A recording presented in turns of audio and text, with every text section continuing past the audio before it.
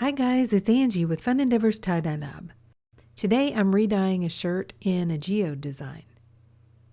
So this shirt was one where I just kind of experimented and tried a technique that I've never done before. It's a variation of a starflower. I didn't get great color saturation, but I was just experimenting on this shirt because it actually is a damaged shirt. There is a hole in the front of the shirt, so I can't sell it, and I thought I would just experiment with it. I wasn't happy with the experiment, so I thought let's just keep experimenting and see how it goes if I re-dye it. A lot of times when I do re-dyes, I will use out white bright and remove the color. But this time I thought I would use some darker colors and see if I could just go over the top of the colors that are already on the shirt. So I'm going to tie the shirt in a geode design, and to do that I'm going to tie it the way I normally do. I'm going to find an area on the shirt where I want to start a geode, pinch the part where I want to be the center of the geode, then slide my hand down to where I want the bottom of the geode to be. I'm going to start tying the geodes from the bottom out toward the center. I think that kind of helps to keep the geodes from looking more like a bullseye. It makes the shape a little bit more unusual, and that's what I want. I want the shapes to be more organic. I'm going to vary the sizes of the geodes and the distance between the lines. And as I get close to the center of the geode, I'm going to mess with that fabric some. I'm going to push it in and rough it up. I want to keep it looking as messy as possible while I'm tying the geode. I'm also going to make some of the geodes have more than one center and just make them look as organic and natural as possible. By the way, I've sped this video up because tying geodes takes quite a bit of time. If this video is going too fast for you and you'd like to see this tie a little bit slower, there's a settings icon on the YouTube video which allows you to adjust the playback speed. You can either speed it up or slow it down to a speed that's more comfortable for you.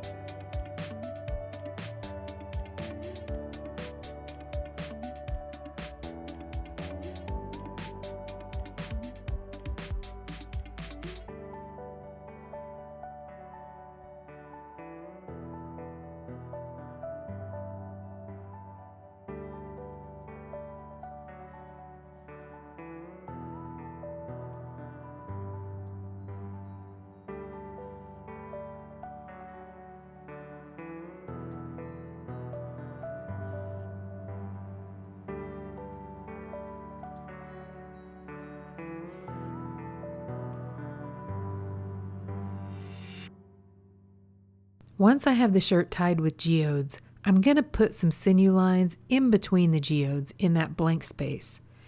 That'll do a couple of things. It will give a few definition lines in that area, and it's also going to help to lay the geodes a little bit flatter. I'm going to muck dye this one, so it's not as big of a deal on this shirt, but if I was going to apply the dye to each of the individual geodes, it makes it a little bit easier to apply that dye if the geodes are laying flat. I'm going to put the shirt aside for a few days and allow it to dry out completely. I normally like to dye my geodes when they're completely dry so that I can get better color saturation in the middle. If you have more questions about this, I have a tie-dye blog out on my website which addresses this issue or this topic in a little bit more detail. There's a link below in the description for this video to my website. As I mentioned earlier, I'm going to muck dye this geode. And what muck is the runoff from the melting ice mixed with the dye. So to do that, I placed the shirt inside of a plastic dish pan, which I purchased from the Dollar Tree dollar store. And I'm going to go ahead and cover the top with some ice. I could put the dye underneath the ice or over the top of the ice. For this one, I'm choosing to put the dye over the top. You'll see that referred to as DOI in some of the tie-dye forums. I also placed a pretty thick layer of ice because as the ice melts, I don't want a whole lot of the geode sticking up out of the muck. I'm going to apply the dye in stripes over the top of the ice. I've chosen several purple shades and a couple of gray shades of dye. Because the shirt is already kind of pink and purple, I thought the darker purple and gray would probably cover those or blend well with the colors that are already there. I'm using Velvet Orchid from Dye Spin, followed by Royal Purple from Dye Spin, Vintage Purple from Dye Spin, and then in between those colors I'm using the Dark Side and Flintstone from Dye Spin. So I'm alternating the purples and the grays.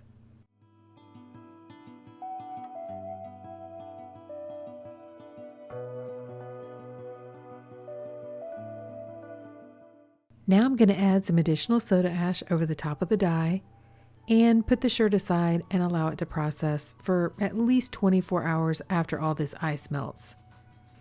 The plastic dish pan doesn't leak, but it does have condensation that shows up on the bottom from the melting ice, so I generally put it down inside of another plastic container just so that I don't have that liquid on my floor. So to rinse the shirt, I took it to my utility sink and I dumped out the muck. It's pretty dark. I'm a little bit concerned about it. But I'm going to start rinsing it in cold water to rinse out the soda ash. Then I'll untie the shirt and warm the water up to hot to rinse out any of the excess dye that didn't bond with the fabric.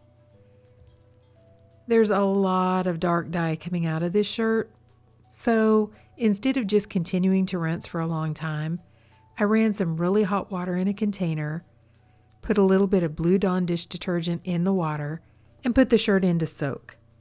I changed out the water in the container when it cooled off, and I kept that process up until the water was almost clear. I've added some of those photos at the end of this rinse out so that you can see the water gets really dark after soaking. When the water was almost clear, I put the shirt along with some Dharma's Professional Textile Detergent into my washing machine and washed it using a hot water cycle. So now the shirt has been washed and dried, and this is what it looks like. Okay, so what do you guys think? So I think that the purple and the gray did really well to cover over what was already there. I mean, you do see a little bit of that original pink through the shirt, but for the most part, my eye goes to the new pattern formed by the geodes. And I really like that. I think the geodes look really good on this shirt. They're a little bit more subtle than they would be if I did them, on a shirt that wasn't already this dark. But I definitely think that this is a good design to cover over a mistake or a shirt that you're just not happy with. I ended up with some kind of unusual shaped geodes too, which I think look really cool. I'm really kind of bummed now that the shirt's got a hole in it. I might be able to repair that. I won't sell it, but maybe I can give it away to somebody who'd enjoy wearing it. So I think the shirt looks really cool, and I'm going to have to pull out some of my other either damaged shirts or shirts that I don't particularly like, and maybe tie this design and try this on a few more shirts. But what do you guys think? Do you like this shirt? Do you like the design? Drop me some comments down below and let me know. And if you've enjoyed the content of this video, I sure would appreciate it if you would like it and subscribe to my YouTube channel. Thank you all for watching, and I hope you have a great day.